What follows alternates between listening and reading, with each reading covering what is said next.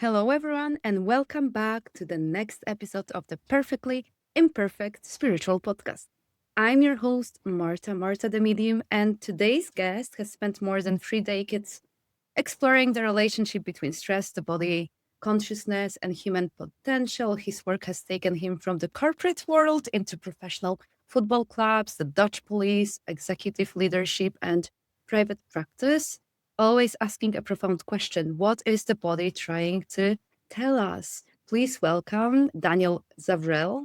Hello, so nice to have you here today with Thank you. us. Thank you so much, Marta. I was really looking forward to this conversation and thanks for having me. I'm going to introduce you now properly. I have your beautiful bio, but I first just wanted to say hello. So, for anyone who's new to your work, Daniel Zavrel is the founder of Consciouz and the creator of the ConsciouzScan.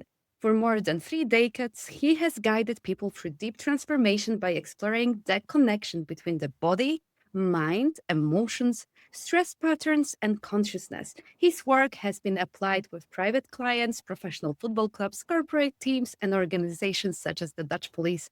As a father of 7, Daniel brings both professional experience and lived wisdom into conversations about healing, awareness, and human transformation. So that's your official bio. Where would you like to start this conversation? This is what has popped into my mind. I'll just leave it up to you. How would you like to start this conversation today? What's in your Um, mind?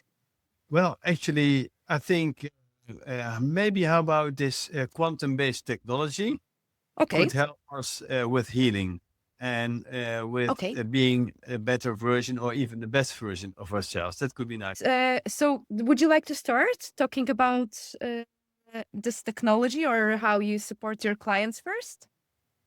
Yes, of course. The ConsciouzScan is a technology which is based on quantum physics.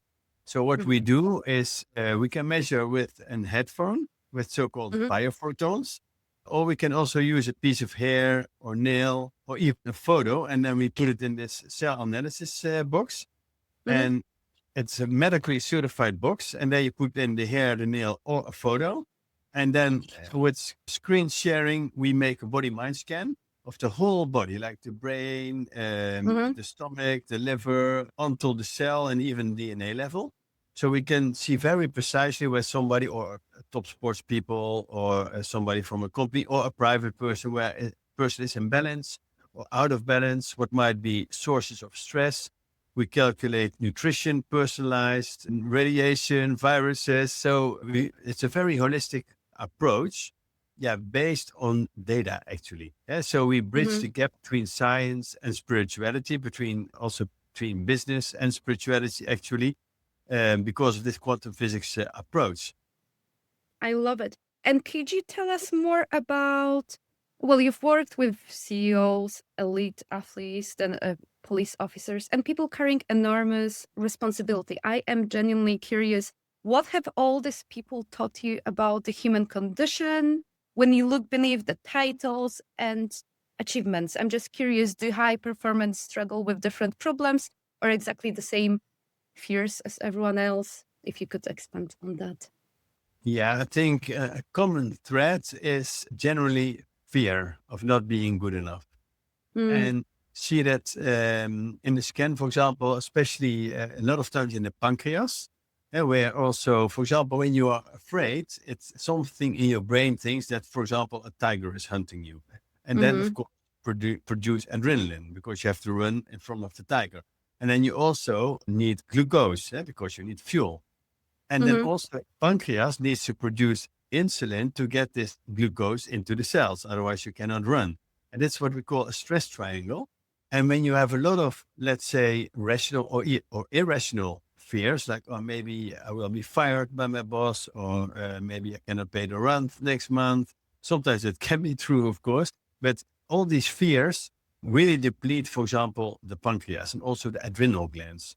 I see that a lot in the scans, also with high performers, because generally there are a lot of what I call insecure high performers, and they Mhm. perform on a high level because deep down they are very insecure and they want some acknowledgement from the outer world.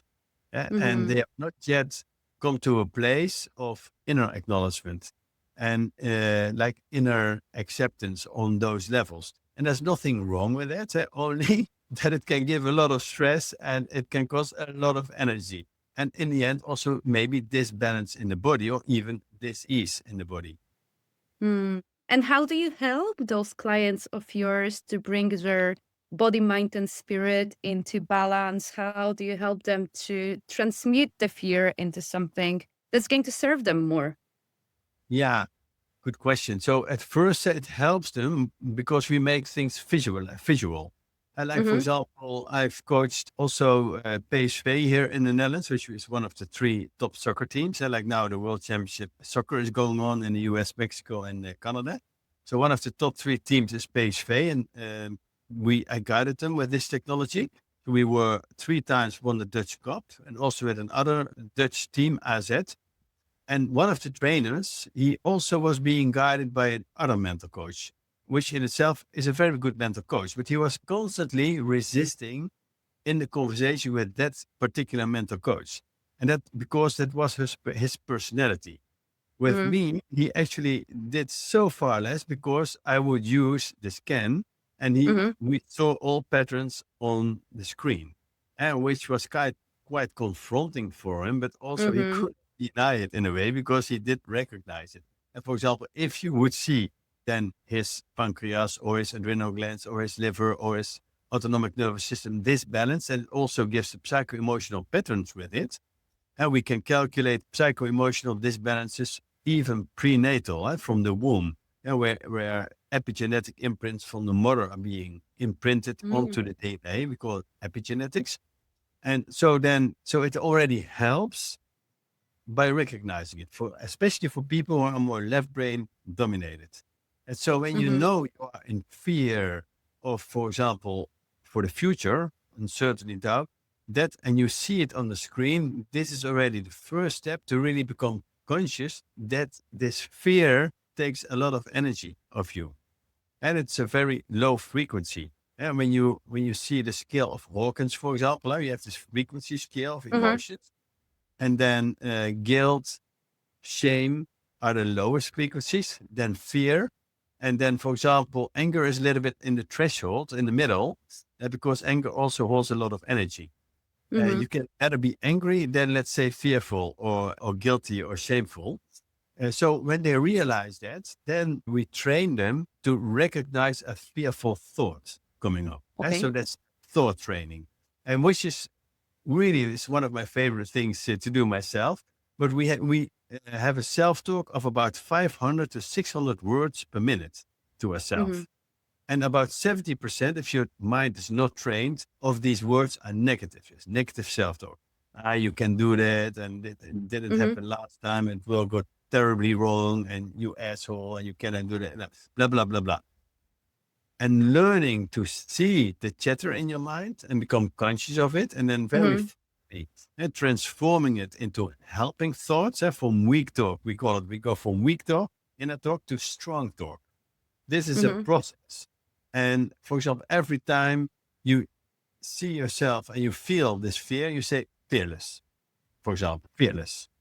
I'm okay. And so this transcends slowly but steadily, creates new pathways in the brain. We call it neuroplasticity in the brain. And slowly but steadily, and I'm a big fan of the 1% rule. So 1% better every day does the job. And then in the end, this is, for example, the book Atomic Habits from James Clear. James Clear. In the end, you will be 0.01, that's 1%, 0.01, times 365 days. You will be a 37 times less fearful person at the end of the year. And so Mm-hmm. by improving 1% in whatever area. So this is fear. Same could be with anger, could be with financial creating, could be with maybe you have a problem with listening or whatever. So I'm a big fan of this 1% rule, because let's say somebody wants to lose weight Mm-hmm. and he or she has this ambition to, I will lose 30 kg this in 3 months. very big threat to the brain. Because then Mhm. so many things have to change at the same time, it's too big. But when you Mhm. say to yourself, hey, in this month, I will lose 1 kg, and then every month another one, that's Mhm. comprehensible for the brain. It's safe for the brain. So smaller steps actually, and this is counterintuitive because people are many times so ambitious at do the job steps. I love it. And for anyone who's been listening and they think, oh, I think I'm aware of those thoughts that don't serve me, and I think I'm ready to start transmuting. Do you think it's the same rule of thumb that you would recommend people to choose something gradual? Like you've mentioned, if I use the fear as an example, you talked about fear, and then the opposite would be fearless. So would you recommend people to straight away reprogram and create another thought that would be on the extreme, or would you recommend them initially to choose something slightly higher on the vibrational scale so their brain is not threatened and that they actually can believe here and now and that they can keep climbing and they will be able to get to this stage wherein they will say I'm fearless, they'll actually feel it in their body. I'm curious about your advice. Yeah, you explained that so beautiful, Marta. And it's exactly, I think, the second way how you explained it. Because let's say you're a very fearful person, and then you learn an affirmation, for example, well, I'm totally courageous. Mhm. And Mhm. then this unconscious voice said, no, you're not fearful, Mhm. little guy. I don't believe you. So your brain, your unconscious will not believe it. It's a good intention, this affirmation, but Mhm. your brain will not believe. It will believe the next time you have this conversation or this presentation for a group, you will breathe a little bit better. So you will be a little bit less fearful. Mhm. Okay, now the brain says, well, we can do that. That's Mhm. manageable. And it will even look forward to it. Because when you visualize something in the brain wants to have it. And so bring it on, bring the conversation on.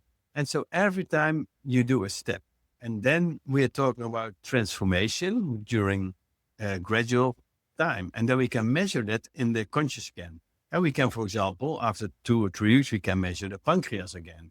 And of course, we do more than thought training. We also look at nutrition. We 100% personalized nutrition, what's suitable food, what's neutral, what's unsuitable, which kind of vitamins do you need? Do you need, for example, magnesium or lycopene or vitamin B12? We can Mhm. calculate that. Do you need some amino acids? So it's a holistic approach from the psycho-emotional point of view, the mental point of view, the spiritual point of view, and also from the physical, like nutrition. Sometimes people are in stress because they have 5G or 4G electromagnetic Mhm. stress because they wear their phone on the body or if they sleep with Wi-Fi at night on, for example. Mhm. And there's this been study about from the Karolinska Institute from Sweden that today we have 1 trillion more radiation going on than 100 years ago. And Mhm. 100 years ago, we didn't have phones, we didn't have Wi-Fi, we didn't have 4G, 3G, C1000 from the police. So we are living in a sea of invisible radiation, and it's all going through us. And like, well, for example, sleeplessness has been staggering, has been steeping since the introduction of all these mobile radiation, since Mhm. Wi-Fi. People are not so much conscious about it, but in our conscious scan, we can see it if, for example, let's say the brain or the hypophysis, hypothalamus, or the adrenal glands suffer from radiation. And so it's a very holistic way to look at a person's health, but also at a person's performance. Can we talk about body? Because your work brings us back to the body. I'm curious, Mhm. at what point did you stop seeing symptoms simply as problems and start seeing them as a communication? And I'm curious whether you teach your clients as well how to listen to their bodies and what maybe particular organ or part of their body is trying to tell them. Yeah, I love that question as well. This technology is also very much based on the traditional Chinese medicine. Hmm. Parts of it. And from the traditional Chinese medicine, certain emotions did bring disbalance in certain organs. I think Hmm. some of your listeners and viewers might know that. But for example, when you have a lot of grief and sadness, it weakens your lungs. If you have a lot of anger or suppressed anger or even rage, it will weaken the liver and the gallbladder. If you have a lot of sorrow, sorrowful thoughts, then that will weaken the stomach and the spleen and the pancreas. If you have a lot of fear, it will weaken and disbalance the kidneys, and so on. And so everything I say, the body is actually materialized mind. We are just materialized mind. And where the mind doesn't flow, because of a certain psycho-emotional pattern, like suppressed anger or whatever, your organ will make like a sigh or make a move, or every emotion is like a relief of an organ, or an organ which screams for attention. And if you feel into your body and you feel enormous sadness, then it's the lungs talking to you, to feel that sadness, to breathe through it, maybe to transform it, maybe to cry or whatever. And I call it always notice, and ease into the feeling, breathe through it.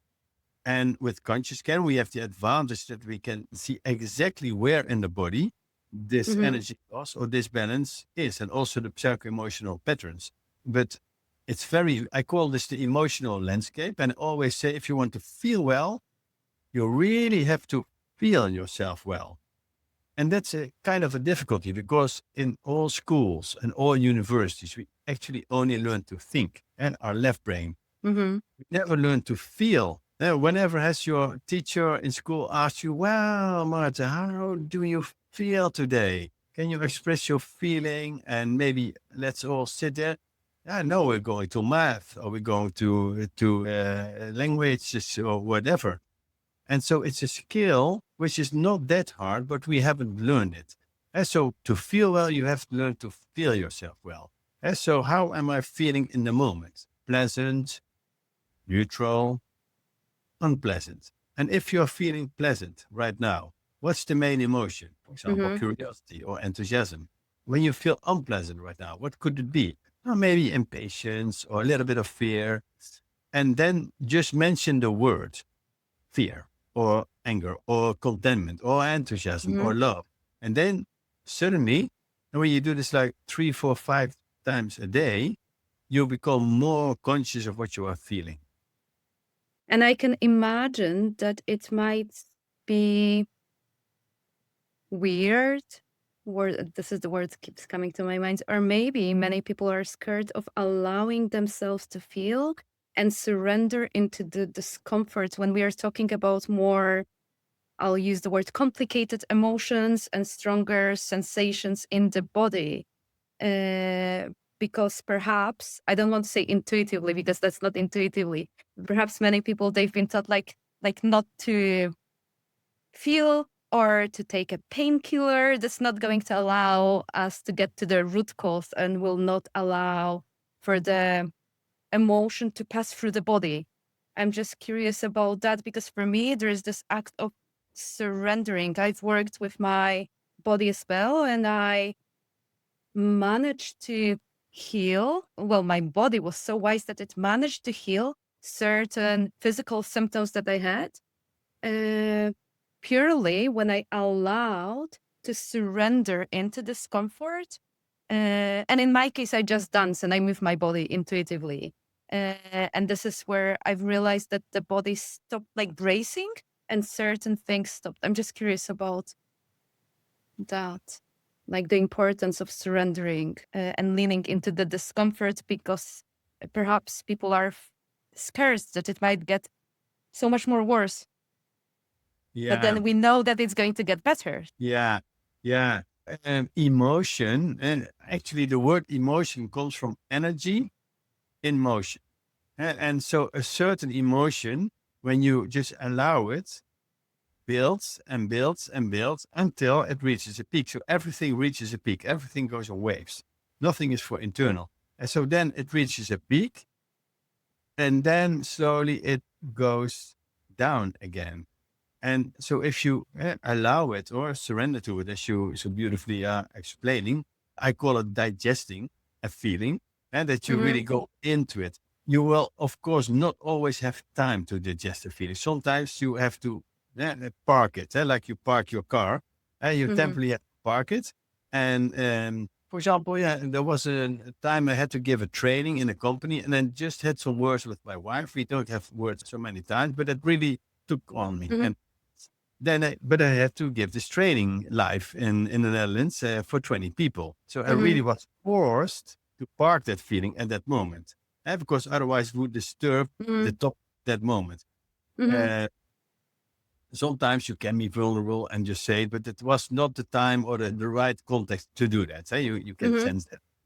But later on, so then I took it on again. We had a beautiful conversation in the car. We could express each other's feelings. And when I was home, it was all right, done. And so sometimes you park it. And I like really it. to digest your feeling can take time. So when you're in the workplace, yeah, this is not always time to digest the feeling. Yes. Sometimes you have to park it or to transform it or just to accept it or but when it's really so, like let's say 90% of the feelings you can process daily, on a daily basis with breathing or with Mhm. rethinking, thought training. You can handle those. But the 10% which goes really deeper, really you need some time for that, to digest it, to go into it, and then it becomes very interesting. Yeah, I say that the worst thing that can happen to you is a feeling, but it's easier said than done because some feelings can be really scary or they can be really heavy on you. But again, it's a feeling, it's a reaction of your organ, which wants to cry, which wants to scream, and just allowing it as if it would be your child, which expresses itself, which has the need to flow the energy. And then at a certain moment, it becomes conscious. And you become conscious about what's the message, the action signal behind this feeling. For example, you should talk to your boss, or you should have a good chat with your spouse, or you should switch from jobs because it makes you so depressive. And now you're finally, your heart told you so clearly, and there's no way going back to the old way because you felt it so deeply. It has become so clear. And this was the moment. Just an example. And I love the idea of parking the feeling, parking the emotion. Do you think it teaches our body that we listen to our bodies and then we are going to allow to feel it at a later moment? Therefore, the sensation in the physical body in this moment when we don't have time to process it.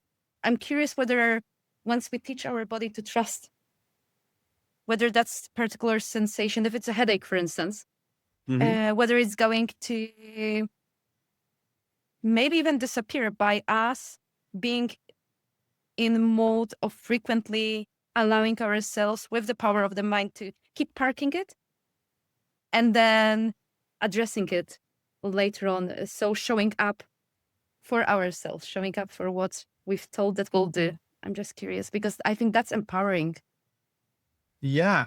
Yeah. Some physical pain is hard to park. It's especially talking about emotions, and feelings on the emotional level. Of course, maybe some elite forces like the Navy SEALs and stuff, they have mastered also very high level of physical pain. They can, to a certain degree, withstand cold and heat, but most people can't. So if it's really physical, yeah, maybe, and then you cannot show up to it. If it's somewhere in between, you can.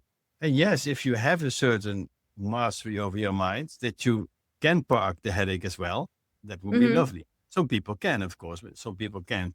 With emotions, sometimes it's a little bit easier, because a thought, that's actually the thought training. A thought gives a feeling. And let's Hmm. say you're having a break in your work and you're just going to have for lunch. And at the opposite of the street, you see your colleague and you will wave very enthusiastically and she doesn't wave back.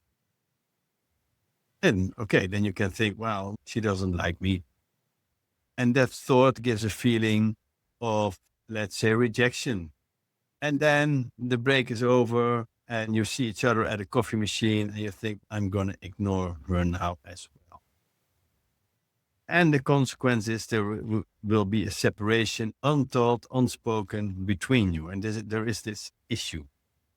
You can as well also have a helpful thought. Okay, maybe she was busy or she didn't see me or whatever. I'll just check later. And then later at the coffee machine, you say, hey, Alice, well, what was going on? I was waving at you and didn't you see me or what? You were waving at me? Oh, sorry. I really didn't see you. I'm so sorry. I was really busy with this, with my aunt and blah, blah, blah. And you have a chat and maybe you have a common sport, which you both think, and you become best friends at work. It's same event, different thoughts, different outcomes. So that's thought training. And the thought immediately gives a feeling. And the feeling gives a behavior. And the behavior gives an outcome. And when you learn to be more conscious about the quality of your thoughts, and if you can capture them sooner and sooner and sooner, and can transcend them faster and faster and faster, then you can park them better, and you can become more a master of your thinking, which serves you in your life. And that's a beautiful process. It's one of my favorite things to do. It's not always easy, but it's really, really a very interesting process. I love it. Could you talk about, well, I keep hearing the power of, I don't know whether you believe in the power of visualization, but I used to be a professional tennis player, but I also studied Oh, wow. at university where I had to pass exams from different sport disciplines. And we worked on visualizing the movement, visualizing winning in Yeah. terms of like a particular tournament. So I'm just curious about the power of thoughts, emotions for anyone who's into sports, but it can be, I know it can be applied in different areas of life as well. Yeah. Myself, I'm a big fan of visualization. So you have this example of an American major, I think Matt Dempsey, now forgot his name exactly. He wrote a book about it, but he was during the Vietnam War, he was captured and he was put in a cage in the water. You have this movie, The Deer Hunter, where you also see this. And so they were American soldiers who were kept in the water, like half in the water and half above. And there were rats swimming. It was a cage of like, let's say 1.5 meters all around him. And he became so depressed. And because there was no perspective. The war was going, he was somewhere in the jungle in Nam, and he had nothing to do, but he was a golf player. So he thought, what the heck? I'm going to visualize every golf course in my neighborhood and every detail. So he started to visualize him playing golf, every strike. I'm not a golf player, so I don't know so much. It was his example. And then he improved. Later, he was released from so he was being released by other American soldiers. He went back to the States and he did this for hours in this cage. And so he diminished his handicap. That I know, the amount of hits you need to finish a certain court with about 50% without even touching a golf club for these 3 years once. So his neural circuits were so good trained in every detail on these golf courts. And so that's really nice. Then you have also, for example, the scientific research where they followed people who did a certain fitness rhythm. And like, for example, biceps, triceps, chest, a certain discipline. And then you had one group which literally did those exercises with a certain weight. Then the second group did nothing. And the third group only visualized those exercises. They visualized, for example, 10 kilo biceps exercise. And then they really felt the biceps. So the group who did the actual training had 21% gain of strength in muscle after 2 months. And the group which only visualized also had 16% improvement without touching one of those weights. And that's what we call micro movements in the brain. So when you visualize yourself doing this exercise, brain thinks you are doing it. And so then still you have this effect. So yeah, visualization, what the mind can perceive, you can achieve. It's a common thing about visualization. There's a lot of scientific evidence around visualization nowadays. I love it. I lift weights and visualization has helped me with the well, I call it body mind connection. And every time I love to break movements into smaller pieces. This is where I'm like really fascinated by movements and I want to do it well. And especially I remember with pull ups that I wasn't doing things properly, but then my trainer managed to take me through for every movement. And I could really feel every part of my body, every single muscle, and I would visualize it before coming to the gym, really engaging those muscles. And it really helped me Wow. to be able to perform that exercise so much better. So I've tested it for myself without maybe doing any intellectual, overthinking or a research, but it just worked wonders and it helped me to really, when you do things well in terms of the technique, and I'm like, wow, just from the sake of like dismantling a movement, it is into smaller pieces in my mind and then putting it into one and then actually applying it when exercising. So I'm fascinated by that. Yeah, wow, that sounds so great when you explain that and describe it, Marta. So in the Dutch police, we trained 60,000 police officers in mental resilience. And one of the tools they had to learn was visualization. And they loved it very much. And let's say, for example, if you, so there was this woman who was very afraid of having to, so policewoman, she was just trained as a police officer.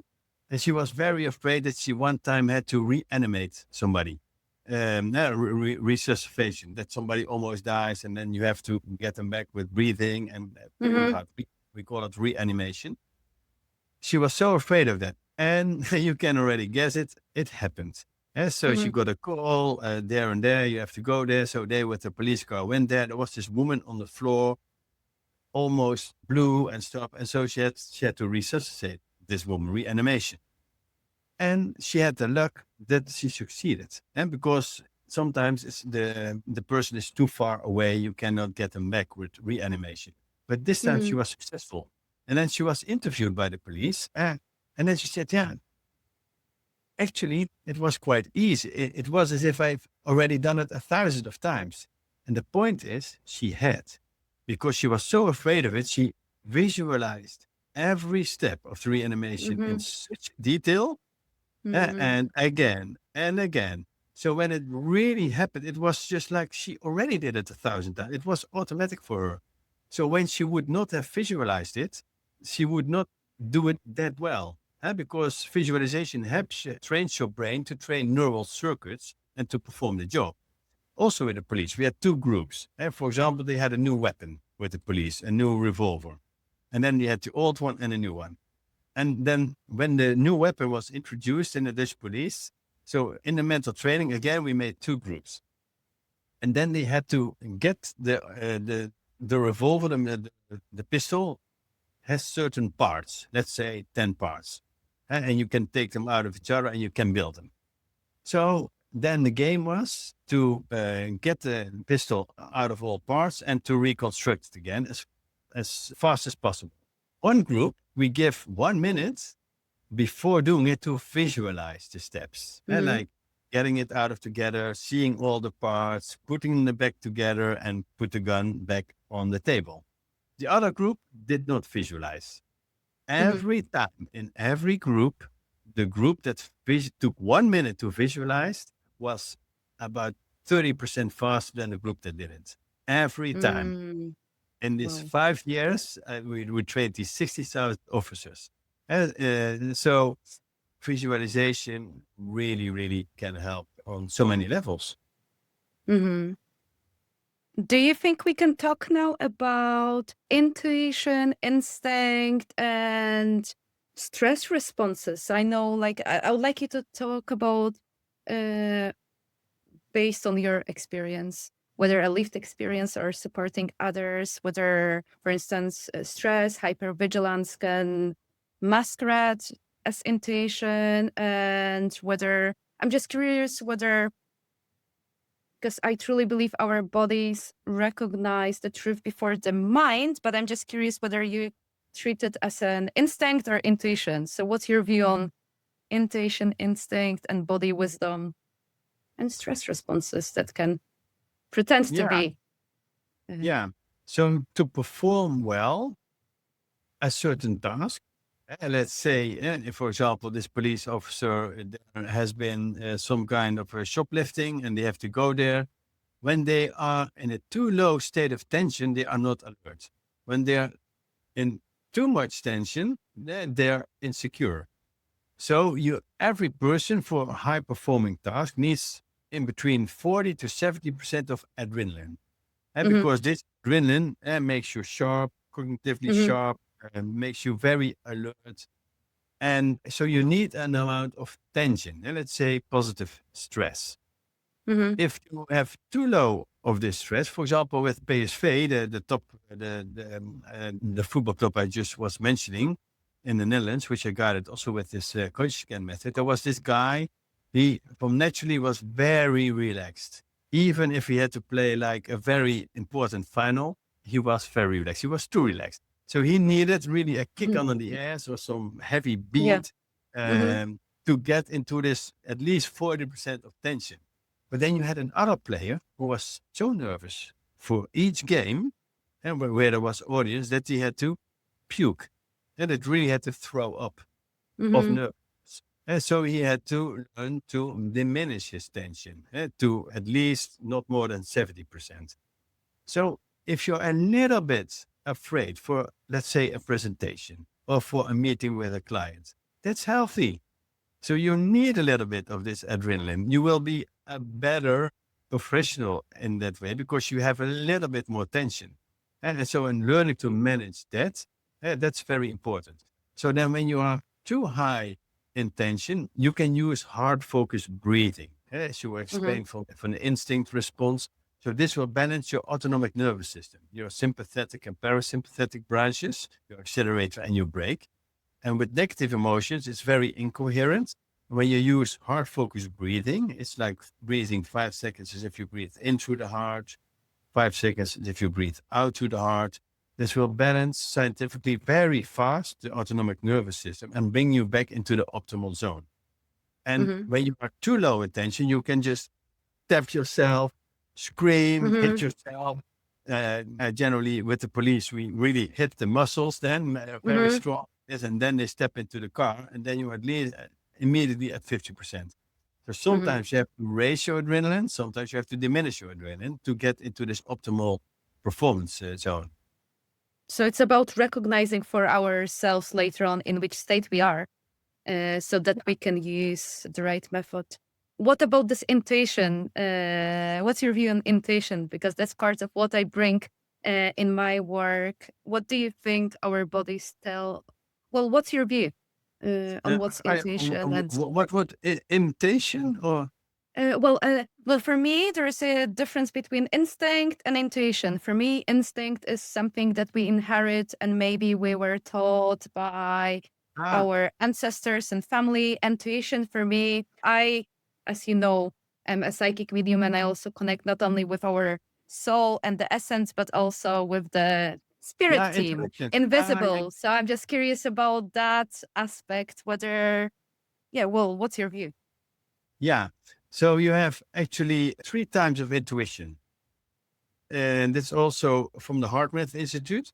And the first one is intuition by experience. Let's say you are a real estate agent and there's a new house coming in your portfolio, and you instinctively and intuitively both know this will be sold within 2 months for about this amount. Because you've done it so much, it's like a direct intuition. Then you also have non-local intuition. That's that you know something without knowing why you know it. So this was in Mhm, the newspaper, a woman which suddenly got an intuition to go upstairs to check her baby. Suddenly, out of the blue, she was doing things and she felt this real strong urge. She like mhm, almost sick. She felt her whole body said, "I have to check my baby now." It was like almost like a huge flashlights going on. So she went up, and her baby was almost dying, and she was in time because he was wrapped around the blanket and somewhere, and he really could not breathe. and she was in time. So she followed her intuition at that moment. Mm-hmm. And then you also have energetic intuition. And that's, let's say, that example of the real estate. You are going to buy a house and you enter a house and something feels off. It just doesn't feel right. And you don't know why, but it's just the energy of the house. Mm-hmm. And maybe a crime was committed in that house, or there were very unhappy people having fights all the time. And you pick that energy up because it's still somewhere the information in the wall or in the curtains or whatever. Or you step into this house and immediately think, wow, this is my place. I know it. Mm-hmm. I don't have to look further. It feels so good. And if you allow the intuition, it will save you so much time. And that's also with manifesting very important. So you have actually generally four stages of consciousness to manifest your life. The first Mm-hmm. one is to think life happens to me. That could also be like in a victim role. Second one is, oh, no, you become conscious. No, life happens by me. By the choices I make, the actions I take, the conversations I have, the emails I send out, life happens by me. And the next stage, and that's where intuition, in my point of view, comes in heavily, is no, life happens through me. And there is a Mm-hmm. higher consciousness and a higher intelligence, which one's the best for me, which the universe has my back. And it's such a high intelligence that it can direct trillions of processes in my body now, in your body. It can grow the trees everywhere. It can arrange whole universes and galaxies.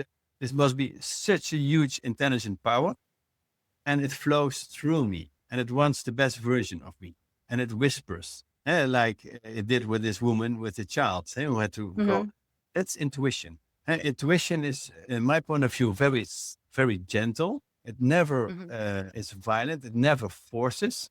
It's like an old, let's say, spiritual master with a long gray beard, very Mm-hmm. patient, very gently talking to his students. And the student Mm-hmm. may or may not accept it and find out his or her own way.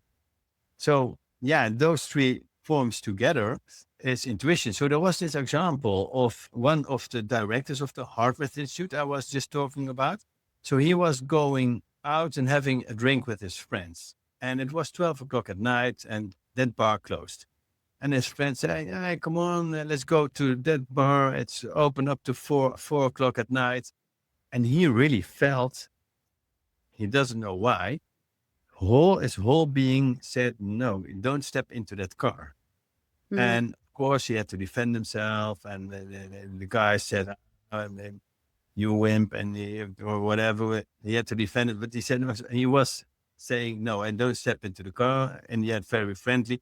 They drove off. And 10 minutes later, they went into a ravine. Because I think one of the drivers already drunk a little bit too much. And so Mm-hmm. they dropped off the cliff. And he just, he doesn't know why he said no, but he just felt no. If maybe it was his guiding spirits, as you were saying, maybe his higher self, or just universal intelligence, or maybe, I don't know. But that's an example also of non-local intuition. Mm-hmm. I love when we allow ourselves to accommodate all those wisdoms, whether internal or a little bit, I'll use external, and to feel supported. Yeah. I'm just curious about you as a father. What has parenthood taught you about being human that no amount of professional experience ever could? Yeah, about being human. Let's see. I think that because I think the most credit for me as a father goes to my wife. Mm-hmm. Because she's the one who has the most time, because I have the one who I have to earn some money, of course, because I'm Mm-hmm. responsible for people. But she's the one who actually was the most time with the children. Of course, I was Mm-hmm. there some evenings and stuff, as so many fathers, of course. Mm-hmm. But I think being a good team together, support your wife, because I think it's the heaviest job in the world, to be a household manager, or how I call it.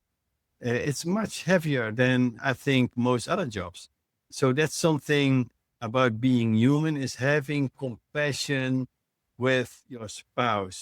And in my case, for my wife, doing all these things, because I'm really proud of her, how she did that.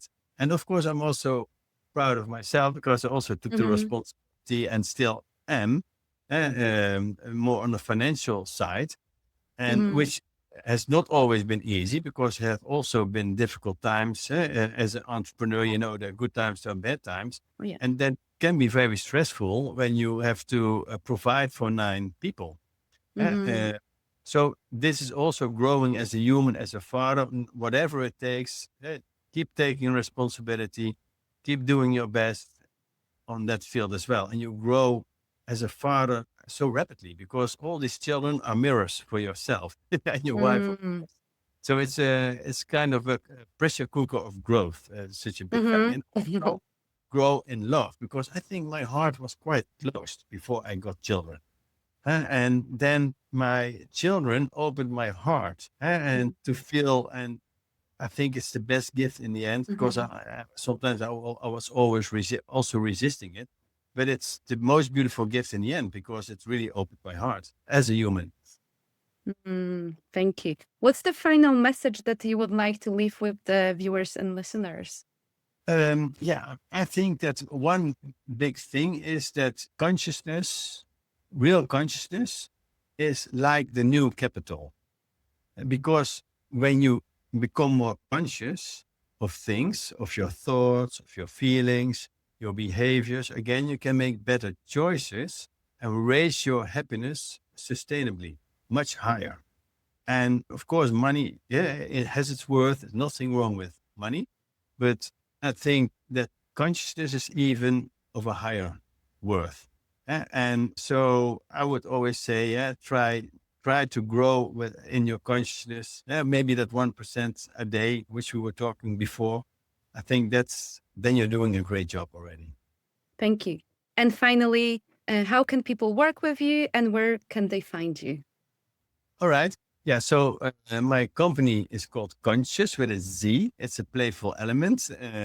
And maybe for the listeners or the viewers who are interested in a conscious scan, a body mind scan of 1 hour, I have a 50% discount, 15% discount when they use the code Marta with capitals. I can maybe put it in the show notes because I think you have Yes, very I can add it to the description. Yes. Oh, Mhm. excellent. I think you have a very conscious audience. So some of them might work on their vitality. The second one is I also want to contribute to global health and well-being. And so I also certify, train coaches in this conscious scan method. And so every month they have a free masterclass for interested coaches or therapists or naturopathic doctors, which want also to train themselves to become a conscious scan coach. Maybe I'll also put that link in the show notes. And it's a free masterclass for people who think, hey, this might be interesting to add Mhm. as a friend to my coaching practice. Thank you, Daniel, for so much for sharing your story and your perspective today. I really appreciate you. Thank you. Thank you so much, Marta, for having me. And I want to say thank you to all of the listeners and viewers. Until next time, and I'm sending everyone so much love. Goodbye.